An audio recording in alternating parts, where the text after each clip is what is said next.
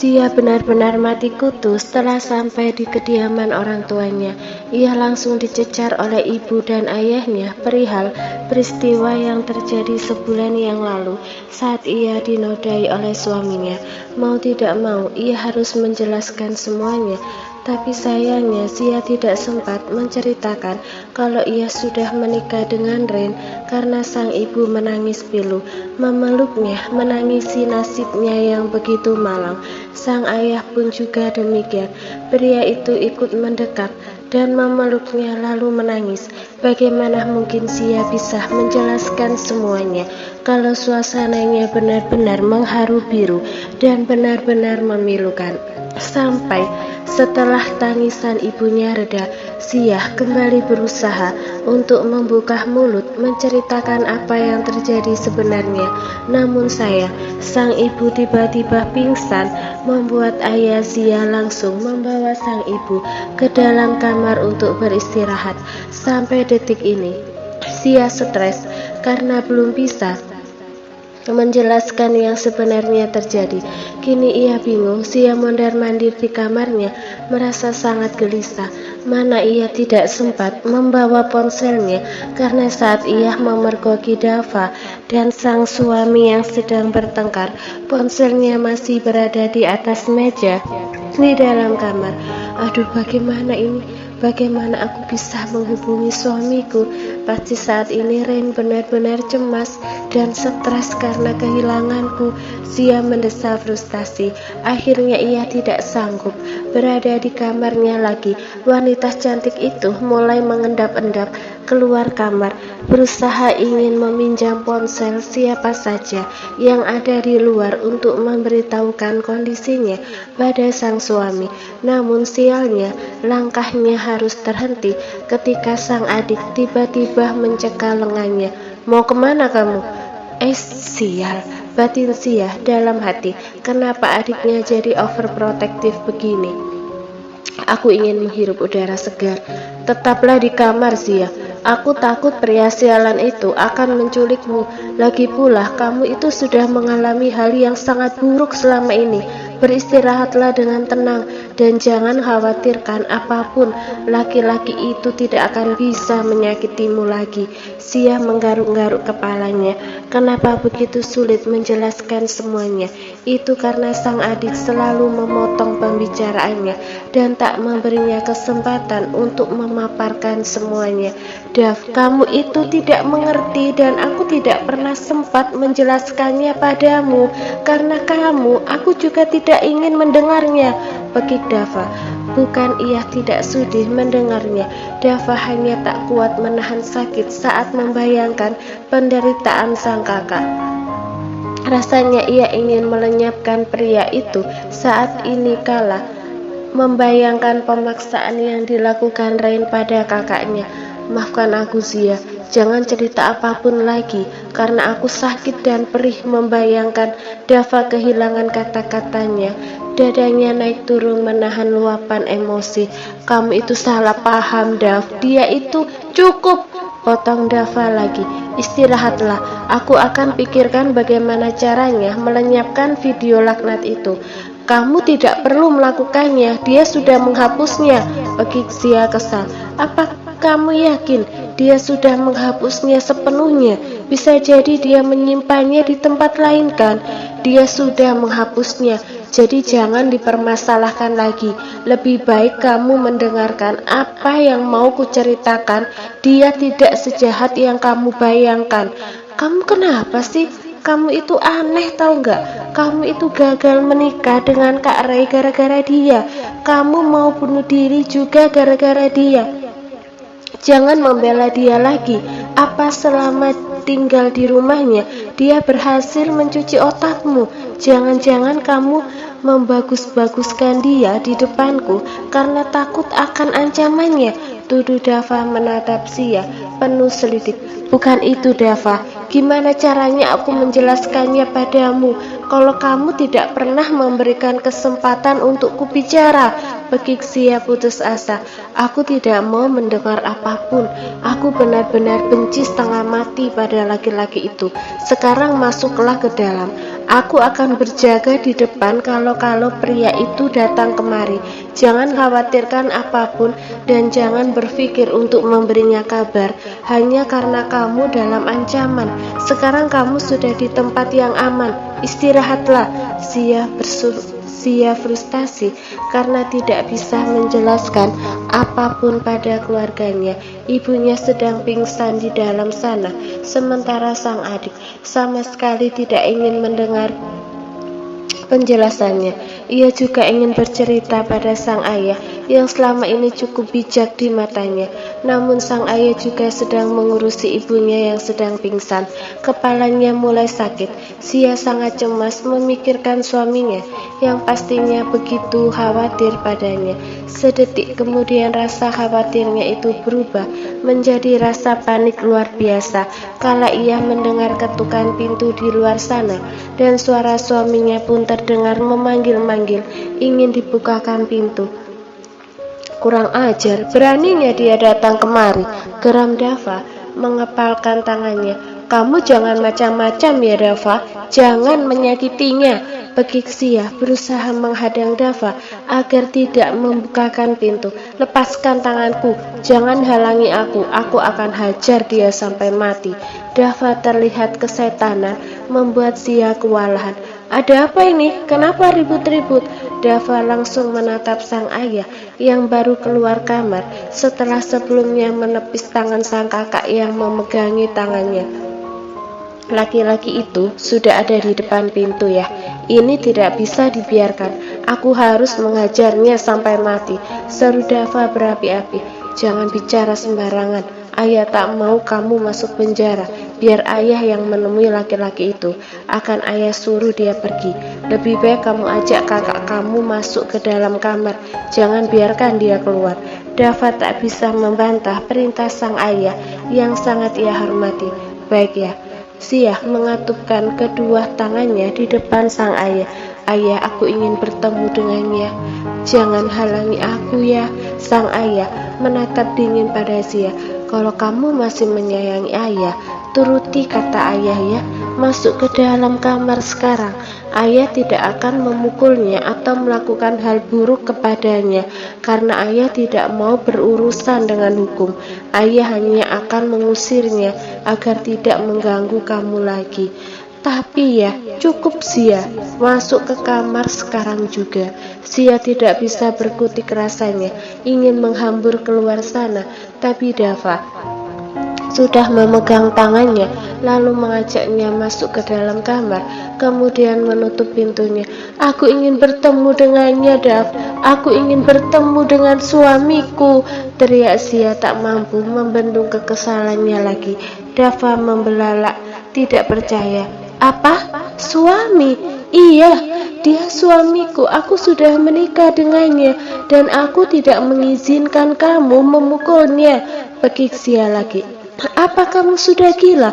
Dia pasti memaksamu untuk menikah dengannya agar kamu selamanya tak bisa bersama dengan Kak Ray.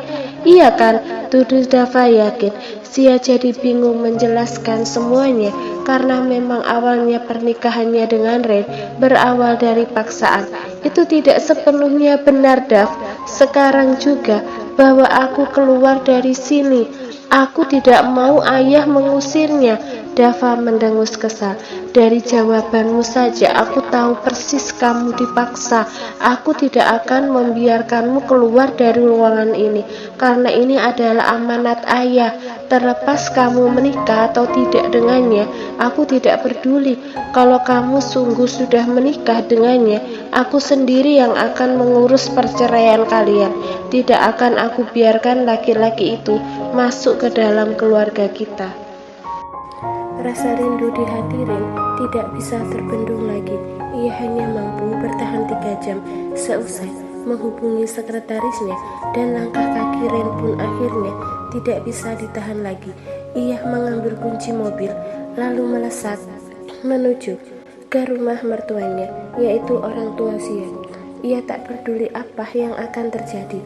Apa ia harus babak belur, dihajar oleh mertuanya, juga adik iparnya sendiri, atau dicaci maki. Yang jelas ia harus bertemu dengan sang istri sekarang juga.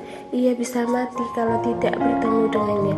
Pria itu juga tidak ingin terjadi apa-apa pada istri maupun kandungannya. Kini Ren sudah berada di depan pintu rumah mertuanya, yaitu sebuah rumah sederhana tapi cukup besar dan sangat asri, di mana ada banyak tanaman juga ayunan serta memiliki halaman belakang.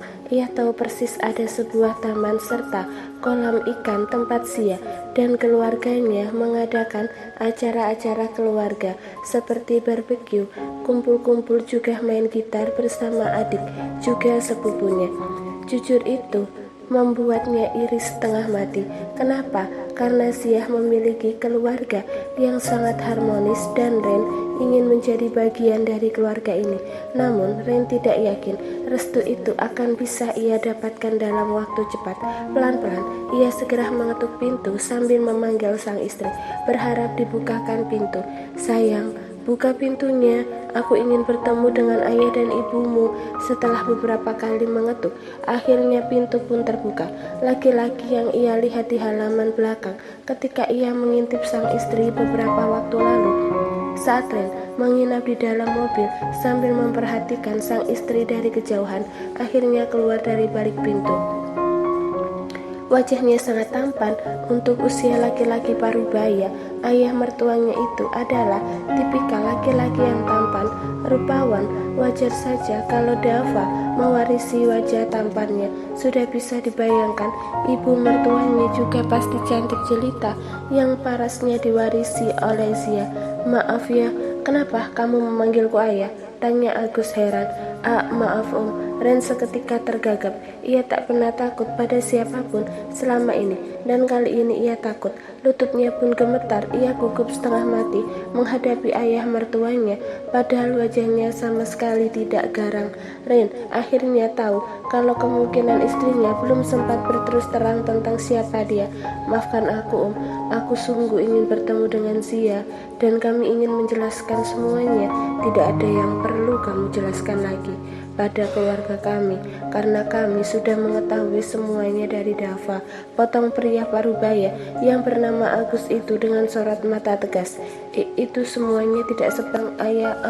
Om, bayangkan kami berniat menjelaskan. Aku bilang tidak ada yang perlu dijelaskan," tegas Agus lagi, kembali memotong ucapan Ren, membuat pria itu tak bisa berkutik. "Aku tidak akan menuntut apapun, karena bagi keluarga miskin seperti kami, tidak akan mungkin bisa menuntut orang kaya sepertimu. Namun tolong, berbaik hatilah, lepaskan Zia dan jangan pernah mengganggunya lagi. Aku berjanji, Zia tidak akan mungkin masuk ke keluarga kalian, dan tidak akan pernah membina hubungan dengan Ray lagi. Kalau itu yang ditakutkan oleh mamamu." "Bukan begitu ya. Bagaimana aku harus menjelaskannya? Izinkan aku masuk dan beri kesempatan padaku untuk menjelaskan semuanya," pinta Ren memelas. Agung menggeleng tegas. "Tinggalkan rumah ini dan jangan pernah datang lagi. Jangan usik putriku lagi." Baru saja sang ayah mertua akan menutup pintunya, Ren segera menghalangi meskipun resikonya tangannya harus terjepit di sana. "Jauhkan tanganmu, aku ingin menutup pintunya," bentak Agus kesal. "Ya, tolong dengarkan aku dulu," bagi Ren frustasi. "Kenapa kamu terus memanggilku ayah sih?" omel Agus tak senang. "Karena aku adalah suami dari putrimu ya," seru Ren tak ragu menyebutkan statusnya, membuat Agus membelalak lebar. Apa maksud kamu?" "Ya, tolong izinkan aku masuk supaya aku bisa menjelaskan semuanya," pinta Ren mengatupkan kedua tangannya. Agus mengembalikan kesadarannya atas keterkejutannya karena sudah bisa mencerna semuanya. "Tidak perlu. Aku tahu kamu menikahi putriku agar kamu bisa mengurungnya di rumahmu, agar dia tidak pernah bisa menikah dengan Ray. Itu kan tujuanmu. Kamu pasti memaksa putriku untuk menikah denganmu kan?" Itu Ren tercekat. Ia benar-benar kesulitan menjelaskannya karena ia dicecar oleh ayah mertuanya sedemikian rupa. Setiap kali ia ingin membuka mulutnya, sang ayah terus saja memotong pembicaraannya. "Pergilah. Aku akan segera mengurus surat perceraian kalian. Pernikahan ini tidak akan pernah aku setujui, karena semuanya terjadi karena paksaan sebelum aku memanggil polisi. Tinggalkan rumahku sekarang juga, tanpa aba-aba. Sang ayah mertua membanting pintu sekuat tenaga, membuat Rain menyugar rambutnya kasar. Kepalanya pusing ia juga, mengajak rambutnya dan akhirnya kembali ke mobil, lalu menghubungi sang sekretaris. Ada apa, Pak? Ini benar-benar gawat, keluh Rain stres. Kenapa, Pak? Aku sudah berada di rumah mertuaku. Apa? Anda baik-baik saja kan? Apa adik ipar dan mertua Anda memukuli Anda? Ren menghela nafas kasar. Aku lebih baik dipukuli, asal ayah mertuaku bisa sedikit lega. Masalahnya ayah mertuaku hanya bersikap dingin dan sama sekali tidak mengizinkanku bicara. Itu lebih menakutkan, Jun. Apa dia tahu kalau Anda sudah menikah dengan Nyonya Sia? Ayah mertuaku tahu, karena aku sudah memberitahunya tadi. Namun yang membuatku pusing, ayah ingin mengurus surat ceraiku. Bagaimana ini, Jun? Rain mendesah pelan. Kepalanya sakit memikirkan kemungkinan berpisah dari Zia. Tidak akan ada yang bisa membuat Anda bercerai dari Nyonya, karena kita sudah memiliki surat perjanjian yang tak akan bisa ditentang oleh siapapun, Pak. Wajarin seketika kembali ceria. Iya ya, astaga, kenapa aku lupa soal itu. Jadi jangan khawatir, Pak. Tidak akan ada perceraian. Yang harus Anda lakukan adalah memikat hati keluarga istri Anda. Ren mengacak-acak rambutnya karena terlalu pusing. Bagaimana caranya, Jun? Kepalaku benar-benar serasa mau pecah. Anda harus mengambil hati mereka secara personal, Pak. Maksud kamu? Ren belum bisa menangkap arah pembicaraan sekretarisnya. Serahkan pada saya, Pak. Untuk sementara ini lebih baik Anda pulang dan beristirahat di rumah. Saya akan menyelidiki apa saja yang disukai oleh 3 orang anggota keluarga yang ada di rumah itu, yaitu adik ipar, ibu, dan ayah mertua Anda. Setelah itu dekati mereka dan hujani mereka dengan hadiah-hadiah yang mereka sukai sambil menunjukkan keseriusan dan kegilaan Anda pada istri Anda. Baiklah, aku mengandalkanmu. Panggilan pun berakhir. Ren menatap sendu ke arah pintu rumah mertuanya. Bagaimana mungkin ia bisa pulang ke rumah kalau ujung-ujungnya ia akan stres memikirkan sang istri. Aku tidak akan pulang, walau aku harus tidur di mobil. Aku tidak akan pulang. Lebih baik aku parkir di area belakang rumah ini. Di sana masih banyak pepohonan, sehingga dari halaman rumah mobilku tidak akan terlihat. Mudah-mudahan saja istriku keluar rumah malam ini sehingga aku bisa menemuinya. Kali ditatapnya pintu rumah Sia yang tertutup sambil membatin perih. Sayang, aku mohon dengarkan kata batinku. Keluarlah malam ini ke taman agar aku bisa menemuimu untuk meluapkan kerinduanku padamu ya.